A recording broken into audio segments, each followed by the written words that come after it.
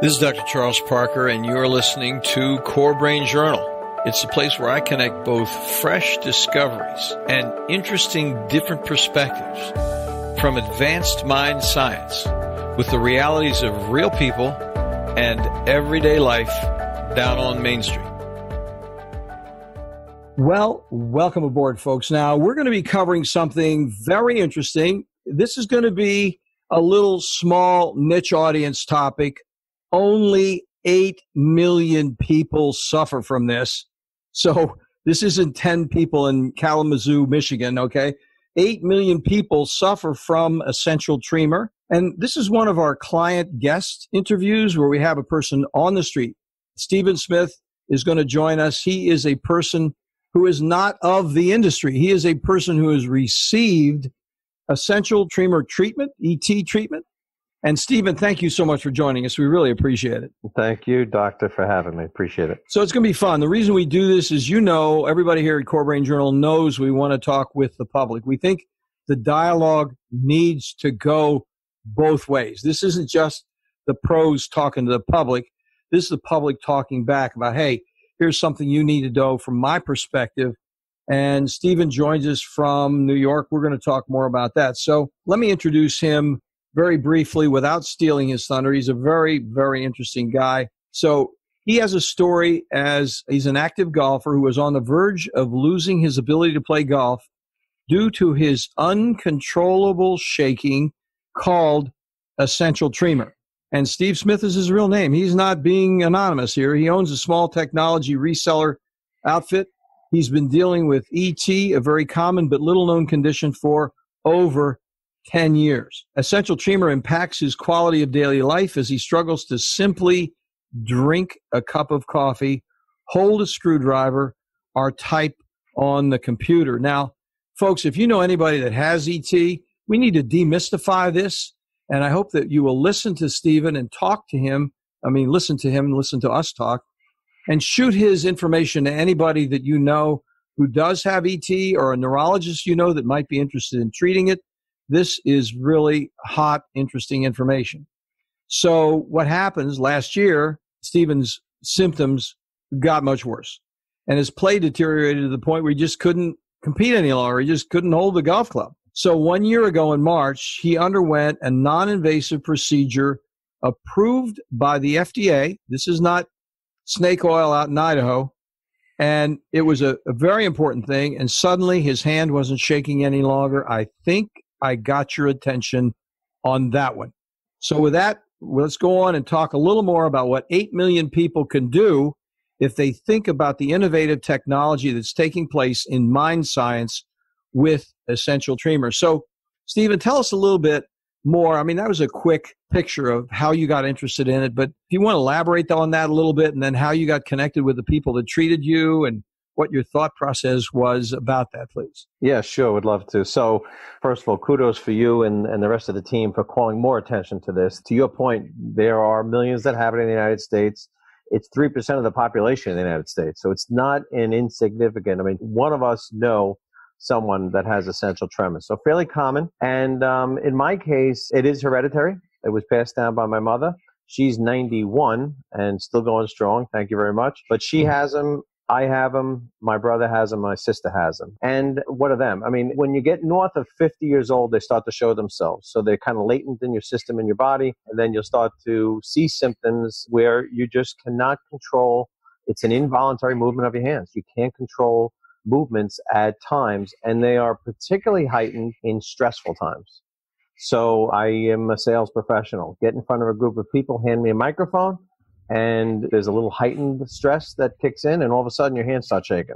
You get on the golf course on the first tee or over a 3-foot putt, and in that situation, the tremor would show itself a little bit more pronounced than normal.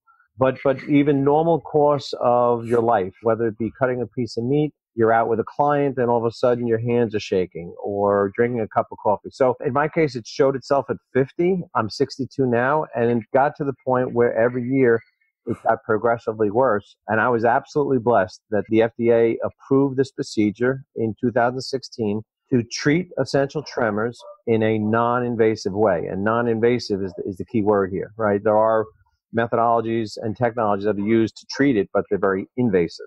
But in short, I found myself on the couch one Christmas ago watching the 6 o'clock news, and the news report comes on and says, hey, for all you people that suffer from essential tremors, there's reason for hope. And there was a little 2-minute special report, and they summarized what the FDA had approved to treat them. And I thank God that they did approve it. And it's an absolute miracle. For those of you that are suffering from essential tremors, it's an absolute miracle. So my story is a successful one, and very excited to see the advancements that have come about in the industry to treat them. So, Steve, do you live in New York? Where do you actually live? Yeah, I live in Long Island, New York, in Rockville Center. Yep. Good. So it sounded, I thought that you were in New York. And then tell us a little bit about then your whole adventure with Dr. Michael Caplet, if you will. That's an interesting part of the story. Yeah, so it's fascinating. First of all, some high-level data for your audience. I believe there's about 20 centers in the United States that have bought the technology and that are implementing the procedure. There was one in New York, Weill Cornell Medical Center, and there was one doctor performing the procedure. His name was Dr. Michael Caplet. And in my view, he's an absolute rock star, a real leader in his craft, along with his other peers throughout the country performing the procedure. But once I saw the news report, the next morning I called his office and I said, hey, I saw the news last night. How do I hear more? And they said, well, you can schedule a consultation. I said, well, sign me up. And they said, now you are aware that this is not covered by your healthcare. It's still, in the eyes of the healthcare industry, quote unquote experimental, even though it is FDA approved. I said, I'm not looking to go on that list. I'm looking to go on the list where I can come in. And they quickly put them out. So I called the hospital. They scheduled me for a consultation. My consultation was March 7th of 2017. And I had the procedure March 27th, 2017. So just 3 weeks later, they ran some tests on me. They ran a CAT scan because the consistency of your skull has to be such that it can take the treatment. And the treatment itself was, after my hour and 15-minute consultation with Dr. Caplet, I was very much at ease that this was certainly beyond the experimental stage. Others had it. I think the FDA had 56 clinical trials in the United States. That was all behind us at the time of my consultation.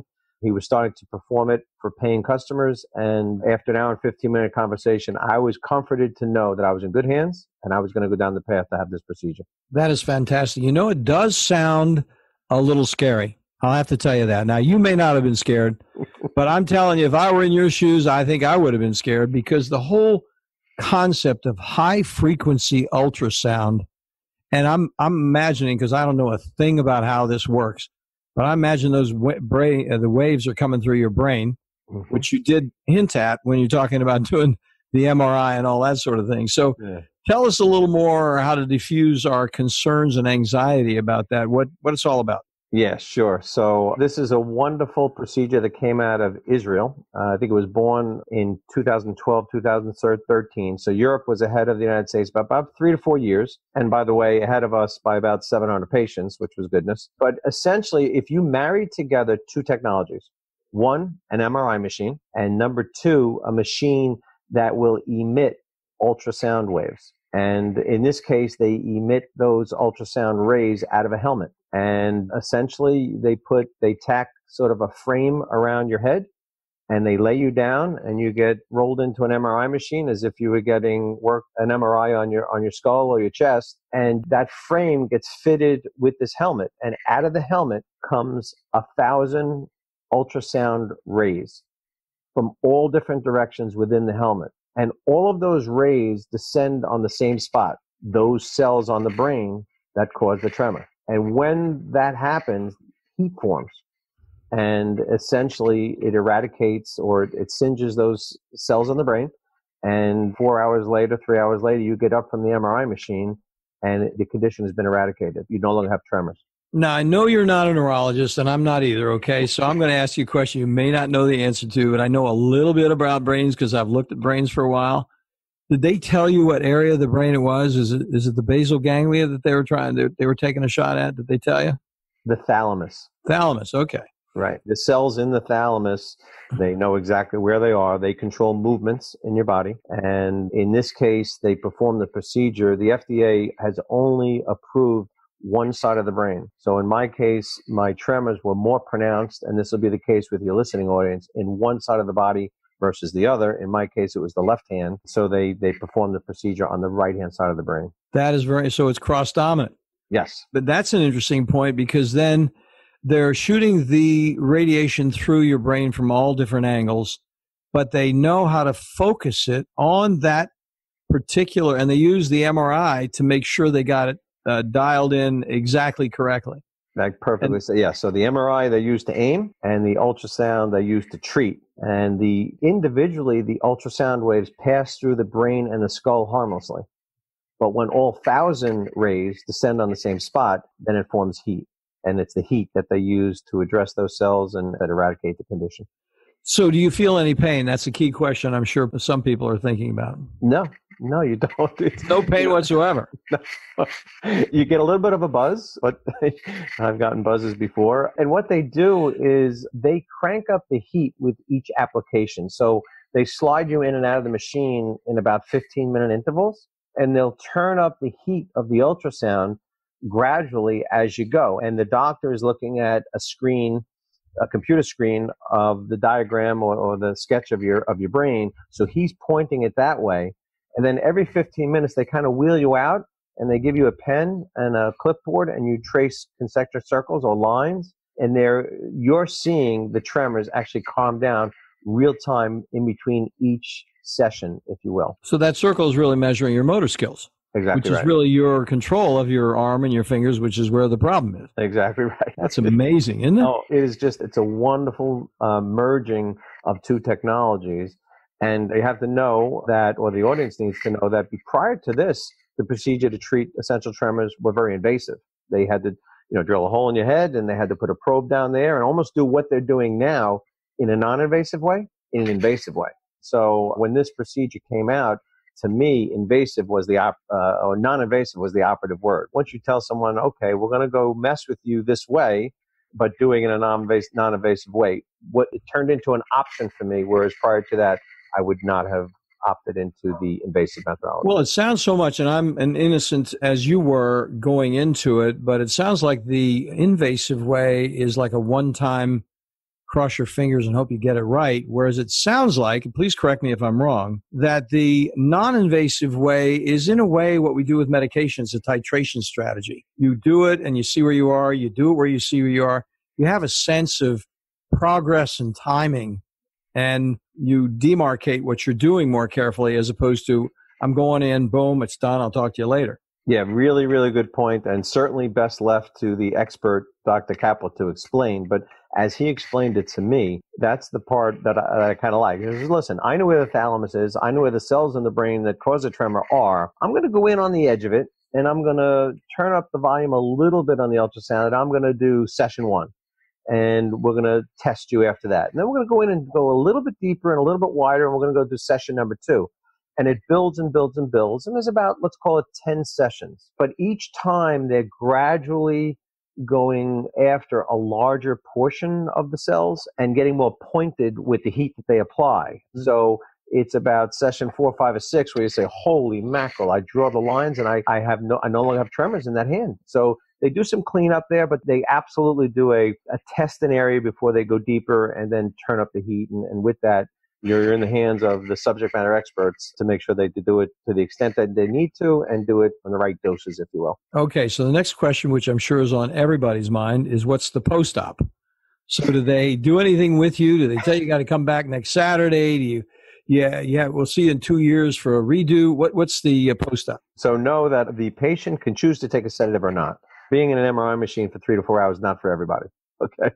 But I did not take a sedative because I wanted to be the most responsive patient I could be to the doctor. So when I got off the table from the MRI machine and I stepped down on the stool, they handed me a cup of water, and I held that cup of water with my left hand and put it to my mouth, and I drank it for the first time without tremoring. And I had to do a double take. I just couldn't believe it. So the first response to your question is immediately after the procedure, it was phenomenal, the results. I just couldn't believe it. Now, there are a couple of side effects, but those side effects only last about 2 to 3 weeks. Remember, they're messing with your motor skills in your brain. So your gross movements, in my case on the left side, my arm from my body and my leg as I walked up steps. If I were to walk down an aisle, your arm naturally falls by your side. But in this case, it's kind of floating in the air a little bit. The analogy is if you've ever swung a bat with a metal donut at the end of it, you take the donut off, and all of a sudden that bat feels very light. Well, that's what happens with your limbs on the left side. I got you. Yeah, It feel kind of very light. But the symptoms only last for about 2 weeks.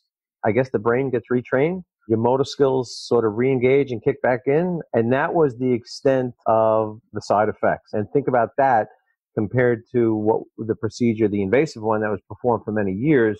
They're implanting a sensor in your chest, almost like a cardiac pacemaker. Exactly. And they run a wire to your brain, and that sends it's really, when you compare the side effects of this, which I thought were minor trade-offs compared to the former procedure, to me, and I hate to use the pun, it was a no-brainer to have the procedure.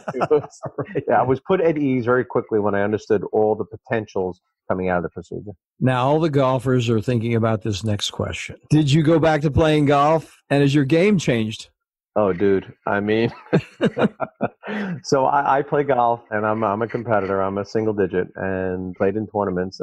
And I got it down. Probably my low is about a 4.53 in that range. Now, that doesn't mean that all your listeners out there need to be good golfers. That's not what I'm saying. Yeah. But anyone who's a 14 handicap that goes to the first tee and has to deal with tremors, it's a lifesaver. Okay. My handicap went up to a 9. And I had trouble competing at that because if you put a short putter in my hand, I couldn't draw it back without shaking, and I certainly couldn't strike the ball without shaking. Remember, the left hand is the dominant hand for a righty in the golf swing. So you're pulling the club down in the case of the driver and an iron, you're pulling the putter down with your left hand. And I actually went to a long putter just to get my left hand off the putter. I couldn't putt. So I made some adjustments along the way. First thing I did after the procedure, I went home and I put a short putter in my hand and I sent the video to Dr. Kaplan. I said, you're not going to believe this, but I could putt again. And to me, I could play again. So I may not be exaggerating when I say this. For an essential tremor sufferers, this procedure is a miracle. For a golfer who has essential tremors, this is a reason to live. I'll tell you, I'm with you. That's why I asked the question, because I thought that would be an absolutely germane point. It just changes your life entirely. Exactly. I mean, if you don't hit the driver well on Sunday, why go to work on Monday? Again, I may be exaggerating, but I don't think by much. Yeah. It's either part of your life that way or it's not. And if it's not, some people wouldn't understand that because they're not golfers. Right. But It's the same thing. It doesn't matter really if you're a golfer or a fly fisherman. If a guy has a certain level of skill set that brings him a certain level of satisfaction with coordination and getting it right, you don't want to be out there in the stream dropping the fly rod in the water when the salmon's on just because you can't hold the doggone fly rod. You know? Exactly right. So it's the same wherever you happen to be, and it's fine. I think the thing that's really very provocative and interesting about it is that it is a fine tremor, but that is so referential to so many macro things that we do, so many large, important life and developmental things that you do, that just getting that little piece, it isn't so little anymore. It's a big deal. Oh, you couldn't have said it better. I mean, I've spoken to a bunch of people now being connected to this tremor universe, but there was an artist. Could you imagine being an artist and having essential tremors? Oh my gosh. To hold the brush, to hold your hand with the other hand so you can hold the brush in the one hand is the workaround, right? But even a businessman, I spoke to someone else that couldn't put the mouse, the computer mouse, in his hand and get it centered and stable to the point where they can click it. And as such, they couldn't operate a computer. And the beat goes on. Like I said, I could be in a situation at a customer dinner, and I no longer have to be embarrassed. I used to be prescriptive on what I ordered because the last thing I want to do is have a knife in one hand and a fork in the other and be tremoring away out and trying to cut the meat. Yeah. So even in common situations across many professions, across many social engagements, this procedure is it's a life changer. It really is. Well, what we're going to do, I really appreciate your coming to our group here, our audience, and coming to CoreBrain Journal. We're going to, we have scheduled, I don't think he's scheduled yet. You asked me before we got started, but we're going to have Dr. Kaplan on, and we're going to have the reference for the Weill Cornell Medical Brain and Spine Center on this show notes, folks. If you're listening and you're out in your car in Tuscaloosa, we'll We'll have it on the show notes when you get back. And I think it's really important to follow up. We'll have some references there. So that will be every one of these show notes. We try to bring sufficient good peer-reviewed evidence instead of sounding like we're on the fringe.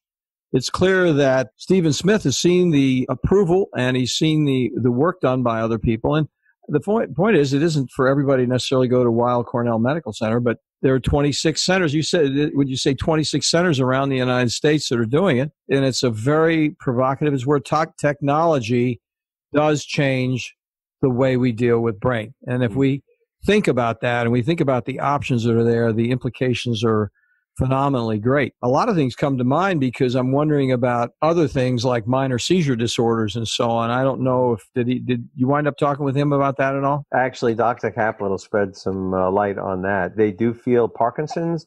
They could get more pointed with how they deliver the medication to your brain via this procedure. So it's opening up a whole new area for them to go and treat other brain disorders with either delivery of medication or, in this case, the actual the targeted ultrasound treatment of the brain that controls movement. So there's so many advancements. It's so wonderful to see.